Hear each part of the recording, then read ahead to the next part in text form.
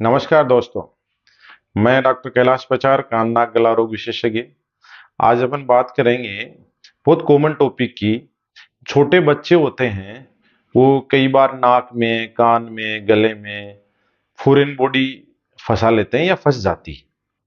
अब पेरेंट्स बहुत ज्यादा इससे चिंतित हो जाते हैं, तो मैं आपको बताना चाहता हूँ कि कौन से टाइम अपने को चिंता करने की जरूरत है और कौन से टाइम अपने को शांत रहने की जरूरत है।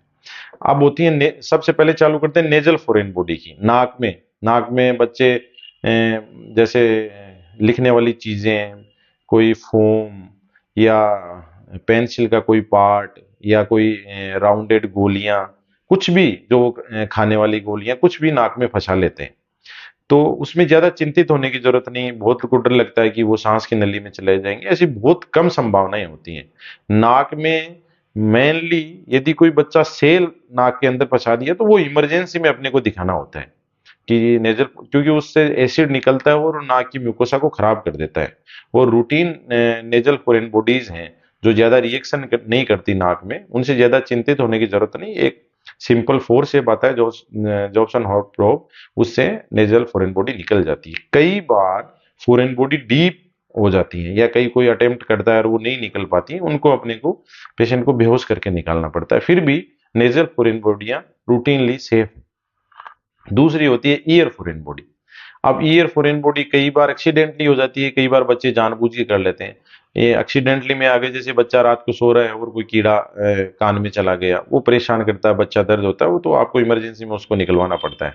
कई बार बच्चे होते हैं, कोई बीज डाल लेते हैं, कोई पेंसिल का पार्ट डाल लिया, चोक डाल ली, कोई फोम डाल लिया, ऐसे ईयर में डाल लेते हैं। उनमें से ज्यादा वरी होने की जरूरत नहीं है।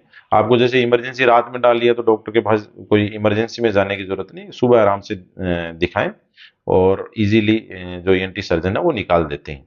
ये दोनों तो है सेफर टाइप की। अब थर्ड आती है गले की फोरेन बॉडियां। गले की फोरेन बॉडियों में दो टाइप की होती हैं, दो नलियां हैं गले में, एक सांस की नली और एक खाने की नली।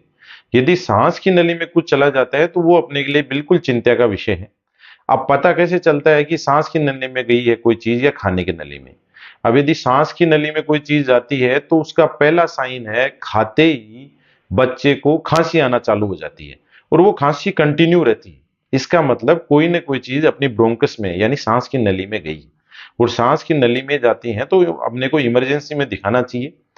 डॉक्टर अपने हिसाब से इन्वेस्टिगेशन करता है और देखता है, यदि सांस की नली में फॉरेन बॉडी है तो ब्रोंकोस्कोपी एक प्रोसीजर होता है, पेशेंट को बेहोश करते हैं और ब्रोंकोस्कोपी से वो फॉरेन बॉडी निकाल, क्योंकि वो यदि रहेगी, यदि बड़ी फॉरेन बॉडी है तो वो लंग को भी कोलेप्स करना चालू कर देगी। तो साइन का अपने को कैसे पता चलेगा, मैं दोबारा आपको बता देता हूँ। यदि बच्चे ने कुछ खाया और उसको खांसी आने लगी, उसको चोकिंग हुई, सांस बंद होने जैसा हुआ और वो खांसी कंटिन्यू रह गई, तो उसको बिल्कुल लाइटली ना ले, कान नाक गला रोग विशेषज्ञ को दिखाएं और उसके अकॉर्डिंग उसका इलाज करें। दूसरा होता है कि अपने खाने की नली में फॉरेन बॉडी, वो रूटीनली जो भी एक ही चीज होती है जो रूटीनली सेल या कोइंस, ये फॉरेन बॉडी अपने ऊपर वाला खाने की नली का, जिसको किरकोफेरिंक्स कहते हैं, वो नेरोएस्ट पार्ट होता है, वहां कुछ अटक जाता है। सिक्का होता है तो भी अपने को निकालना पड़ता है क्योंकि बच्चे से कुछ निकला नहीं जाता, और सेल है तो वो अपने लिए चिंता का विषय है क्योंकि वो एसिड निकलेगा और वो फंस जाए। कई बार जैसे बोन पीसेज होते हैं, छोटे बच्चे हमारे पास ऐसे भी आते हैं जो बड़ों के साथ खाते रहते हैं, वो फंस जाते हैं। वो सब इमरजेंसियां हैं, ईएनटी सर्जन को आप दिखाएं और वो तत्काल में निकलवाएं क्योंकि वो आगे जाके परेशानी कर देती हैं। धन्यवाद।